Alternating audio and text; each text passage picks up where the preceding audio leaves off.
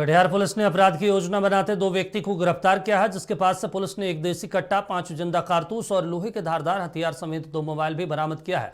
वहीं एसडीपीओ धर्मेंद्र कुमार ने कहा कि गुप्त सूचना मिलने के बाद ये कार्रवाई की गई है। वाहन चेकिंग के दौरान ये बड़ी सफलता हाथ लगी है। गिरफ्तार आरोपी का पहले से ही आपराधिक इतिहास भी रहा है।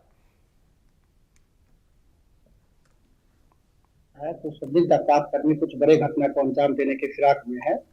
थाना जब जो है वरीय पदाधिकारी को सूचना देते हुए तुरंत जो है अपने मोबाइल गश्ती टीम को भेजती है। गश्ती टीम साथ में मोटरसाइकिल टीम और 112 को भी सूचित किया।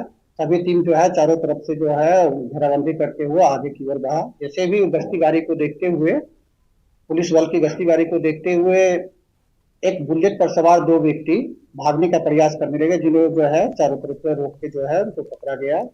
पकड़ाने के क्रम में उनका जो है विधिवत तलाशी ली गई। तलाशी के दौरान जो है एक लोडेड कट्टा उनके पास से बरामद किया गया। साथ ही उनके जो एक सहयोगी थे इमरान के पास से जो है 4 कारतूस बरामद, जिंदा कारतूस बरामद किया गया है। साथ में से एक लोहे का जो है चाकू भी बरामद किया गया है।